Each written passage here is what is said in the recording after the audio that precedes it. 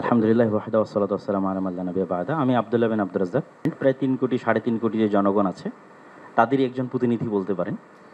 তো এই মোটামুটি সংক্ষিপ্ত পরিচয়। আমার কথা হচ্ছে আজকে যে বিষয়টি নিয়ে এখানে আমরা আলোচনায় বসেছি, এটির যদি আমরা মূলে হাত না দিই, আসল জায়গায় যদি হাত না দিই, তাহলে এটিকে সমাধান করা সম্ভব নয়। বাংলাদেশে যে সকল ধর্মের মধ্যে সম্প্রীতি বিরাজ করে তার সবচেয়ে বড় উদাহরণ হচ্ছে সাইফুল ইসলাম আলিফ হত্যার পরও বাংলাদেশে কোথাও কোনো প্রকার দুর্ঘটনা সংঘটিত হয়নি এবং সকল আলেম ওলামা নিজ নিজ জায়গা থেকে, আমি আমার জায়গা থেকে, সকল জ্ঞানীগুণী আলেম ওলামা নিজ নিজ জায়গা থেকে ফেসবুকে বক্তব্যে সবাইকে শান্ত থাকার আহ্বান করেছে। সুতরাং আমাদের দেশে সাম্প্রদায়িক সম্প্রীতি আছে, এ কথা শতভাগ সত্য। তারপরও আমাদেরকে বসতে হচ্ছে কেন? ওই জায়গায় আমাদের হাত দিতে হবে। আমরা আসলে ভূ রাজনৈতিক আন্তর্জাতিক রাজনীতির শিকারে পরিণত হয়েছি। এই জায়গায় যদি আমরা সমাধান করতে চাই, তাহলে আমাদেরকে লক্ষ্য রাখতে হবে বড়। লক্ষ্য বড় রাখলে স্যার আপনার জন্য এটি সমাধান করা সুবিধা হবে। সেই বড় লক্ষ্যটি হচ্ছে প্রকৃত অর্থে আমাদের পার্শ্ববর্তী দেশে সংখ্যালঘুরা নির্যাতিত।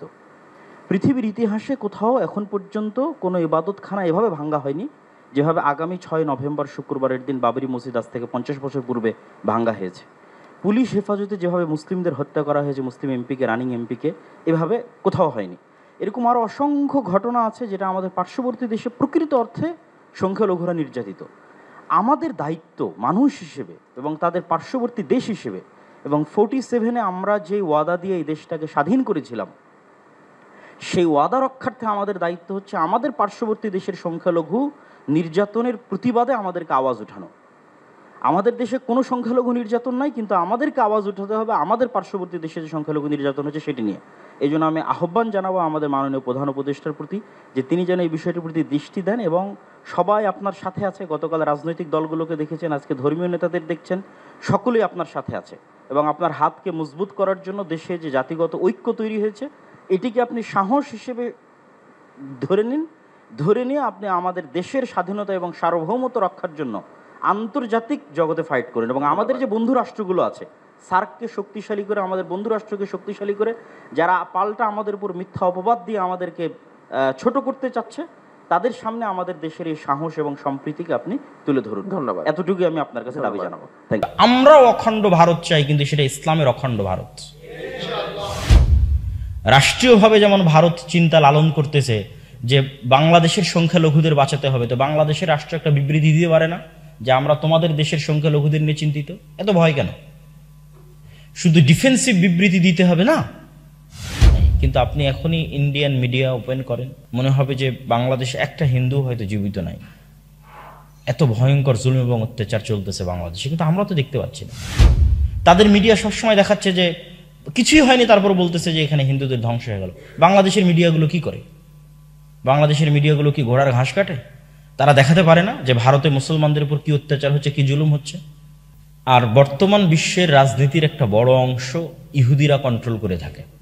বর্তমান বিশ্ব রাজনীতির একটা বড় অংশ। আর ইহুদিদের রাজনীতির মূল ভিত্তিটাই হচ্ছে মায়া কান্না। হলোকাস্ট যে হিটলার ঘটিয়েছিল ইহুদিদেরকে হত্যা করার মাধ্যমে, সেটিকে বিক্রি করে পৃথিবীর ইতিহাসে আর কোনো জাতি, আর কোনো গোত্র এতটা সহানুভূতি, এতটা সহমর্মিতা অর্জন করতে সক্ষম হয়নি যেটা ইহুদি জাতি সক্ষম হয়েছে এই এক ঘটনাকে বিক্রি করে। এবং এটিকে বিক্রি করার জন্য তারা পৃথিবীর সকল media, print media, electric media, অর্থনৈতিক প্রতিষ্ঠান, এগুলোতে তারা খুবই শক্তিশালী। এগুলোকে সারা পৃথিবীব্যাপী তারা কাজে লাগিয়েছে। আমেরিকা মুসলমানের শত্রু হিসেবে ইহুদিকে যতটা না সহযোগিতা করে, তার চেয়ে বেশি সহযোগিতা করে এই মনে করে যে ইহুদিদের সারা পৃথিবীতে থাকার জায়গা নেই, তারা মাজলুম, তাদের একটা থাকার জায়গা দিতে হবে। তো এই সেন্সটা আমেরিকার খ্রিস্টানদের মধ্যে, ইউরোপের খ্রিস্টানদের মধ্যে কে তৈরি করেছে? ইহুদিরাই তৈরি করেছে। এবং ইহুদিদের একই থিওরিতে ইসকন বাংলাদেশকে নিয়ে কাজ করতেছে, সেম থিওরিতে। এবং তাদের চিন্তা চেতনাও, চিন্তা ভাবনাও ইহুদিদের থেকে সরাসরি কপি করা।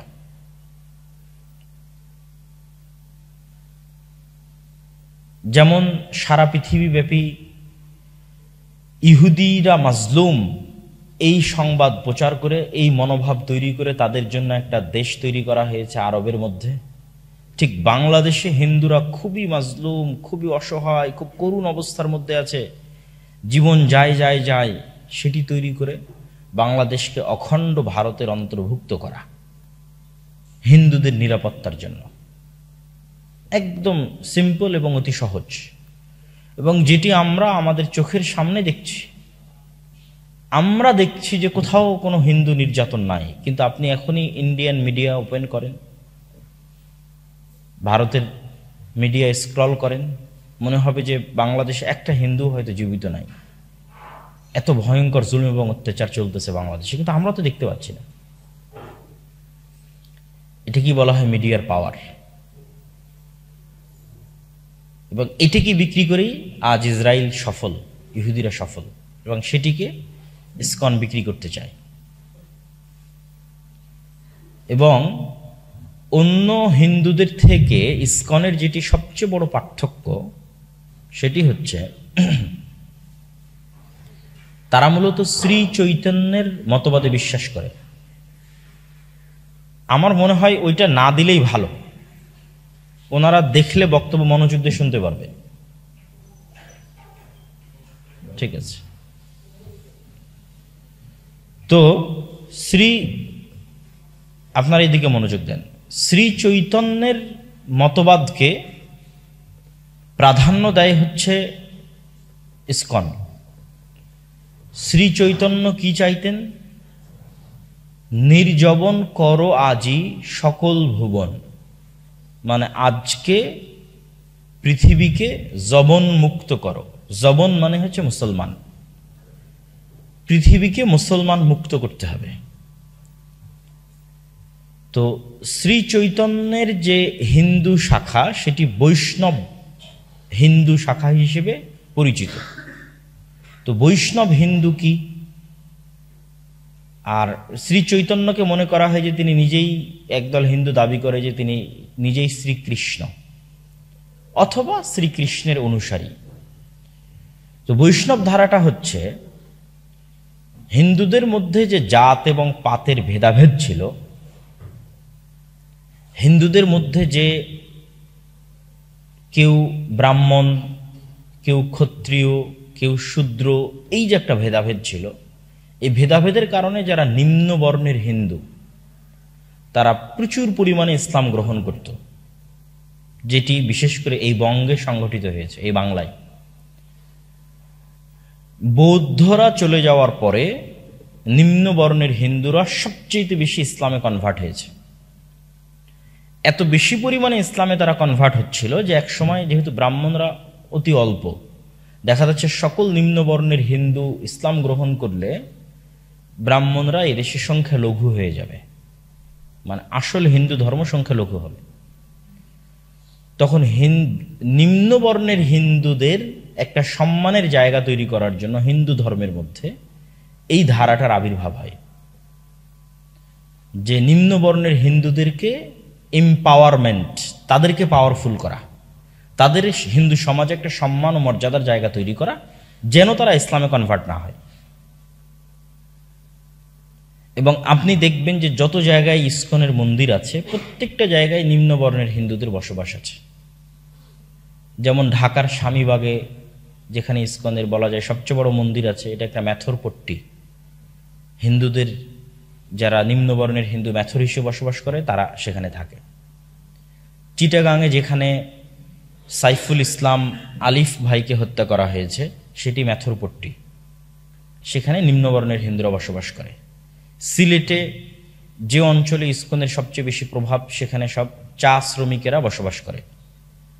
যেমন সিলেটের রাগেব মেডিকেল কলেজের সম্পত্তি নিয়ে যে গত সরকারের আমলে বিভিন্ন কেস, মামলা ইত্যাদি, সেটার নেতৃত্বে মূলত ইসকনই ছিল, এবং এটির পিছনে ছিল নিম্নবর্ণের হিন্দুরা, যারা চা বাগানে চা শ্রমিক হিসেবে কাজ করে।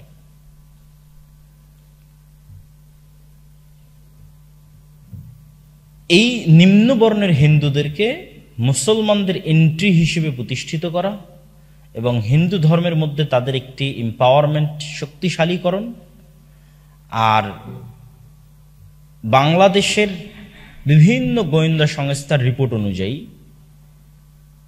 এবং বিভিন্ন বই পুস্তকে সেই গোয়েন্দা সংস্থার রিপোর্ট বক্তব্য তুলেও ধরা হয়েছে, যেখানে এটি উল্লেখিত আছে যে তাদের এটি পরিকল্পনা যে বাংলাদেশের হিন্দুদেরকে মাজলুম দেখানো, দাঙ্গা তৈরি করার মাধ্যমে বাংলাদেশের হিন্দুদেরকে মাজলুম দেখানো। কিন্তু বাংলাদেশের মুসলমানদের ভাগ্য ভালো, জানি না এই ভাগ্য কতদিন ভালো থাকবে, যে এত বড় একটি হত্যাকাণ্ড ঘটার পরেও বাংলাদেশের মুসলমানেরা অত্যন্ত ধৈর্যের সাথে, অত্যন্ত বুদ্ধিমত্তার সাথে এটির পাল্টা কোনো রিয়াকশন হিন্দুদের উপর করতে যায়নি, যেটি মূলত তাদের চাওয়া ছিল, যে আমরা তাদের একজনকে তাদের দেশে হত্যা করব, তারা উগ্র হয়ে ক্ষিপ্ত হয়ে আমাদের মন্দির ভাঙচুর করবে, আগুন জ্বালাও পোড়াও করবে। এমনি তো কিছুই হয়নি, সেটি আপনি ভারতের মিডিয়াতে গিয়ে দেখবেন যে মনে হচ্ছে কত না কি হয়ে যাচ্ছে। তো এইরকম একটা সিচুয়েশনে মুসলমানদের টিকে থাকা খুবই কঠিন, যেখানে আপনাকে আপনার পায়ে পাড়া দিয়ে আপনাকে উস্কানোর চেষ্টা করা হচ্ছে, আবার বহির্বিশ্ব থেকে আপনাকে বলা হচ্ছে আপনার এখানে হিন্দুরা মাজলুম, আবার আপনি তাদের কিছু করতেও পারছেন না। আইনগতভাবে যদি কিছু করতে যান তাহলে কি হচ্ছে সেটি তো চোখের সামনে মানুষ দেখছি, যে পুরো রাষ্ট্রযন্ত্র যেখানে অচল, একজন ব্যক্তিকে গ্রেফতার করাও যাবে না, গ্রেফতার করে জেলেও নিয়ে যাওয়া যাবে না, হয়তো সে আইনের ঊর্ধ্বে। রাষ্ট্রযন্ত্র কিভাবে অচল হতে পারে? তো ইসকনের এই চিন্তাধারাটা সরাসরি ইহুদিদের থেকে কপি করা, এবং ইহুদিরা আমেরিকায় বসে এটিকে পরিচালিত করে। এই জন্য ডোনাল্ড ট্রাম্প ক্ষমতায় আসার আগেই বাংলাদেশের সংখ্যালঘুদের নির্যাতন নিয়ে তার টুইটারে পোস্ট করেছিল, কেননা সেও এবং তার যে স্টাফগণ আছে তারা ইসকন প্রভাবিত প্রচুর পরিমাণে। তো এই বিষয়ে আমাদের কি করণীয় থাকতে পারে? এই যে আন্তর্জাতিক বিশ্ব রাজনীতির একটা খেলার অন্তর্ভুক্ত হয়ে গেছে বাংলাদেশ, এবং বাংলাদেশ নামক এই ছোট্ট ভূখণ্ডটি, সেক্ষেত্রে আমাদের করণীয় কি হতে পারে এবং আমরা কিভাবে আমাদের দেশ ও জাতির স্বাধীনতা সার্বভৌমত্বকে টিকিয়ে রাখব? আমাদের মনে রাখতে হবে যে আপনি যদি একটু 1 মিনিট চোখ বন্ধ করে আপনার আশেপাশের পুরো পৃথিবীটা দেখেন, তাহলে দেখবেন সবাই নিজ নিজ ধর্মের উপরে শতভাগ কট্টর। আপনি ইহুদিদেরকে দেখেন ইসরায়েলে, বা আমেরিকায় গিয়ে দেখেন, ইংল্যান্ডে গিয়ে দেখেন, তারা নিজের ধর্মের উপর শতভাগ কট্টর, নো কম্প্রোমাইজ, এবং বেপরোয়া। আপনি ভারতের হিন্দুদেরকে দেখেন, তারা নিজের দিনের উপর শতভাগ কট্টর, এবং কট্টর পন্থার উপর ভিত্তি করে গত 10 বছর থেকে রাষ্ট্র পরিচালনা করতেছে ভারতে হিন্দুত্ববাদী সরকার। কিন্তু মুসলমানদের কাছে এসে দেখবেন মুসলমানেরা সবচেয়ে কম্প্রোমাইজিং। তাকে 10টা মারলেও সে খুব ভালো শিশু বাচ্চা, তাকে মারার জায়গায় হত্যা করে ফেললেও তারপরেও সে খুব ভালো শিশু বাচ্চা। তথা সারা পৃথিবীতে আপনি যদি মুসলমানদেরকে দেখেন, তারা সবচেয়ে বেশি কম্প্রোমাইজ করে চলতেছে, অথচ তারাই সবচেয়ে বেশি মাজলুম, তারাই সবচেয়ে বেশি অত্যাচারিত। আর যারা জালেম, তারা তাদের দিনের ব্যাপারে কোনো কম্প্রোমাইজ করতেছে না, কিন্তু সে সন্ত্রাসীও হচ্ছে না, সে জঙ্গিও হচ্ছে না। ধরেন আপনি কল্পনা করেন, আজকে বেশি দূরে না, ভারতের মাটিতে মুসলমানেরা এইরকম ভারতের একজন রাষ্ট্রীয় আইনজীবীকে হত্যা করুক দিল্লির হাইকোর্টে, ভারতে কি হতে পারে? 1 মিনিট কল্পনা করেন যে কি হতে পারে, যে ভারতের মুসলমানেরা দিল্লির হাইকোর্টে একজন রাষ্ট্রীয় আইনজীবী হিন্দুকে হত্যা করেছে এভাবে। দেখবেন যে আর মুসলমানেরা কি হবে, মুসলমানেরা তখন কি করবে? দেখবেন ভারতের সকল মুসলিম সংগঠন একসাথে এটা নিন্দা বিবৃতি দেওয়ার জায়গা পাবে না, যে এই হত্যা সঠিক হয়নি, এভাবে আক্রমণ করতে হয় না। কিন্তু আপনার বাংলাদেশে যে একজন আইনজীবীকে হত্যা করা হলো, কেউ বিবৃতি দিয়েছে? ভারত কোনো বিবৃতি দিয়েছে যে এইভাবে করা ঠিক হয়নি? দেখবেন যে ওই ঘটনা ঘটলে বাংলাদেশে নিন্দা বিবৃতি দিত। ভারতে যদি একজন হিন্দু আইনজীবীকে হত্যা করা হতো, বাংলাদেশে বিবৃতি দিত কাজটা মুসলমানেরা ঠিক করেনি। কিন্তু আপনার এখানে যে একজনকে হত্যা করা হলো, ভারত কোনো বিবৃতি দিয়েছে? দেয়নি। তাহলে একজনকে জেলে নিয়ে যাওয়া হয়েছে, তার জন্য বিবৃতি দেওয়ার অভাব নাই ভারতের, কিন্তু একজনকে হত্যা করা হয়েছে তার জন্য কোনো বিবৃতি নাই। মানে মুসলমানের জীবনের মূল্যায়ন আমরাই রাখিনি, একটা মুসলিমের প্রাণের মূল্য আমরা মুসলমানেরাই রাখিনি। এবং আন্তর্জাতিক বিশ্ব আমাদের সাথে কিভাবে ট্রিট করে, আমাদেরকে কিভাবে দেখে, তা আমরা নিজের চোখে বাংলাদেশে বসে দেখতে পাচ্ছি, আমাদের চোখের সামনে ঘটতেছে এগুলো। আমরা জানি না যে এই ধারা কোথায় গিয়ে ঠেকবে, কিন্তু আমি এতটুকু আপনাদেরকে সামারি বলে দিলাম যে মুসলমানেরা যদি বাঁচতে চায়, যে তারা তাদের স্বাধীনতা সার্বভৌমত্ব নিয়ে বাঁচবে, তাহলে আপনি কম্প্রোমাইজ করে বাঁচতে পারবেন না। আপনাকে আপনার দিনের উপর কি হতে হবে? কট্টর হতে হবে। ধরেন ডক্টর মোহাম্মদ ইউনূস বলতেই আছে আমি অনেক বড় সেকুলার, আমি অনেক বড় লিবারেল, আমি এই সেই, আমি উদার ইত্যাদি। আমি আজ কালকেই দেখতেছিলাম একটা বিশাল হিন্দু পেজে ডক্টর ইউনূসের ছবি দিয়ে তারা কমেন্ট করেছে যে आप लोग इसके बारे में अपनी जबान में क्या कहेंगे, যে নিজ নিজ ভাষায়, আঞ্চলিক ভাষায় একে আপনি কি বলবেন ডক্টর মোহাম্মদ ইউনূসকে। তো নিচে হিন্দুরা সিরিয়ালে গালি, মানে তাদের নিকৃষ্ট যত ভাষায় গালি থাকতে পারে প্রত্যেকটা ভাষায় গালির পর গালি, গালির পর গালি। তো ডক্টর ইউনূস তো হাজার লিবারেল হয়েও তার কাছে ভালো হতে পারবে না। সে তো তাকে মুসলিম হিসেবে দেখবে এবং মুসলিম হিসেবে দেখে তাকে কতটা ছোট করা যায় তার চেষ্টা করবে। আপনি যতই পৃথিবীর কাছে সাধু সাজতে চান, পৃথিবী আপনার সাধুতা গ্রহণ করবে না। কিন্তু পৃথিবী তো তার নিজের দিনের উপর, নিজ নিজ ভ্রান্ত দিনের উপর কট্টর হচ্ছে, তা আপনি কেন এত ভয় পাচ্ছেন? আপনি কেন এত কম্প্রোমাইজ করতেছেন? আপনিও নিজের দিনের উপর কট্টর হন, আপনার স্বাধীনতা স্থায়িত্ব রূপ লাভ করবে। হয়তো রিস্ক বেশি, রক্ত বেশি, কিন্তু এর মধ্যে যে স্বাধীনতা আছে, এই স্বাধীনতা ইনার পিস, মানে অভ্যন্তরীণ শান্তি পাবেন। আর আপনি এখন এত ডুয়েল রোল প্লে করতেছেন, ভিতরে ভিতরে কষ্ট পাচ্ছেন, আবার বাইরে বাইরে বলতে হচ্ছে যে না আমরা এটার সাথে না, আমরা অমুক তমুক ইত্যাদি, কিন্তু পৃথিবী আপনাকে বিশ্বাস করতেছে না। কত করুণ এবং কত কঠিন অবস্থা। তো এই জন্য আমি পৃথিবীকে আপনি ছোট্ট সংক্ষিপ্ত চোখে দেখলে দেখবেন আমরা মুসলমানেরা যদি বাঁচতে চাই, আমাদেরকে আমাদের দিনের উপর উইদাউট এনি কম্প্রোমাইজ কঠোর হতে হবে, আমাদের নবীর সুন্নাতের উপর কঠোর হতে হবে, আমাদের দিনের আদর্শের উপর কঠোর হতে হবে, এবং এটির সাথে কোনো ছাড় দেওয়া যাবে না। এটির মধ্যেই এই জাতির স্বাধীনতা, সার্বভৌমত্ব নিহিত আছে। আর আমাদের স্বপ্ন থাকতে হবে বড়, স্বপ্ন থাকতে হবে উঁচু। স্বপ্ন দেখতে শিখলে তার ধারে কাছে আপনি যাবেন। আপনি সূর্যে যেতে চাইলে চন্দ্র পর্যন্ত যাবেন, মঙ্গলে যেতে চাইলে চন্দ্র পর্যন্ত যাবেন, আর চন্দ্রে যেতে চাইলে হয়তো মহাকাশ স্টেশন পর্যন্ত যাবেন, আর মহাকাশ স্টেশন পর্যন্ত যেতে চাইলে হয়তো জাস্ট আকাশে উঠতেই পারবেন। তো আমাদের স্বপ্ন হতে হবে বড়। 1947 যখন বাংলাদেশ বা ভারত বিভক্ত হয়, তখন কি ঘটেছিল? তখন সংঘটিত হয়েছিল হিজরত। বাংলাদেশের বিহারিরা মূলত মুহাজির, যতগুলো বিহারি ক্যাম্প আছে মিরপুর, মোহাম্মদপুরে, তারপরে সৈয়দপুরে, তারা হচ্ছে মুহাজির। মুহাজির মানে তাদের আসলে বাপদাদার বাড়ি বাংলাদেশে না, তাদের বাপদাদার বাড়ি ভারতের বিহারে, পশ্চিমবঙ্গে, ঝাড়খণ্ডে, ঠিক আছে, ইত্যাদি অঞ্চলে, আসামে। কিন্তু মুসলমানদের জন্য একটা আলাদা রাষ্ট্র হচ্ছে এই মনে করে তারা ভারত থেকে হিজরত করেছিল।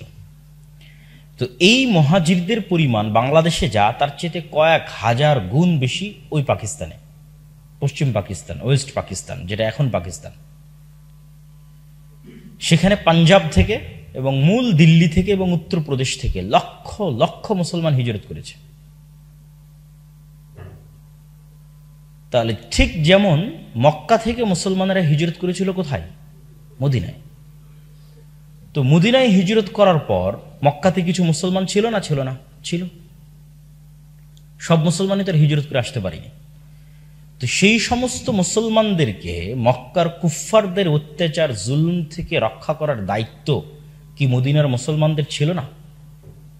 মদিনার মুসলমানেরা যদি মনে করে আমরা হিজরত করে আমাদের জীবন বাঁচিয়ে নিয়েছি, অতএব এই পর্যন্তই সীমাবদ্ধ, তাহলে এটা ভিশনারি লিডারশিপ হলো না।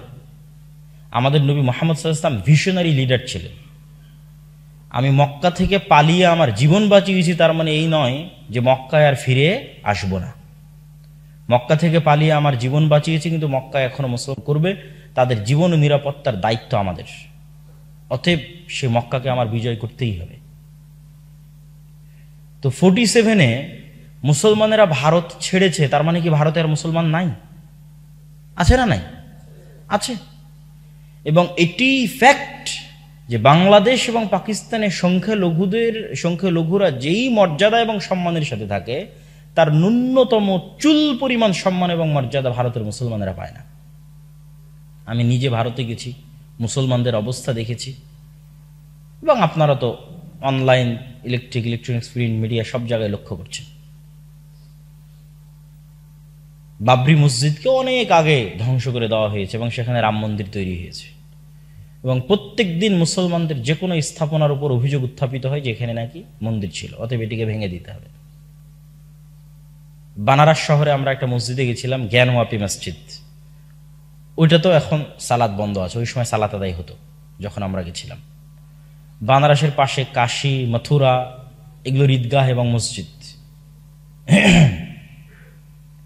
আরো অসংখ্য জুলম এবং অত্যাচার, সেটি বলতে চাচ্ছি না। তো আপনারা হিজরত করে 47-এ ভারতের মুসলমানেরা হিজরত করে পাকিস্তান এবং বাংলাদেশে চলে আসলো, তার মানে পাকিস্তান এবং বাংলাদেশের মুসলমানেরা যদি মনে করে যে আমি নিজে ভালো আছি, এই পর্যন্তই শেষ, এর চেয়ে বড় মোনাফিকি পৃথিবীতে আর হতে পারে না। কিন্তু এই মোনাফিকি পাকিস্তান এবং বাংলাদেশের মুসলমানেরা করেছে। তারা শুধু তাদের স্বার্থ পর্যন্ত সীমাবদ্ধ থেকেছে। কিন্তু তোমরা যে মক্কা থেকে হিজরত করে মদিনায় আসলে, তো মক্কার মুসলমানদেরকে হেফাজত করতে হবে না? তো তোমরা ভারত থেকে হিজরত করে ভারত থেকে বিচ্ছিন্ন হয়ে বাংলাদেশ এবং পাকিস্তান নামে রাষ্ট্র তৈরি করলে ভারতের মুসলমানদের রক্ষা করবে কে? ভারতের মুসলমানদের রক্ষা করার জিম্মেদারি এবং চিন্তা চেতনা যতদিন না বাংলাদেশ এবং পাকিস্তানের মুসলমানেরা তাদের মাথায় লালন না করবে, ততদিন আল্লাহর পক্ষ থেকে রহমত এবং বরকত হবে না। এটা অনেক বড় মুনাফিক ইতিহাসের সাথে। তাহলে আমাদের দেশে তো আমরা দেখতে পাচ্ছি কোনো হিন্দুর অত্যাচার হচ্ছে না এবং হিন্দুরা আমাদের কাছে নিরাপদ, কিন্তু আমরা তো এটা জানি যে আমাদের মুসলিম ভাইরা ভারতে মাজলুম। তাহলে তাদেরকে উদ্ধার করার জন্য আমাদের মাথায় চিন্তা থাকতে হবে না? হবে না? বলেন। হবে। আপনি যখন চিন্তা ওইটা করবেন, অটোমেটিক আপনার বাংলাদেশ স্বাধীন থাকবে।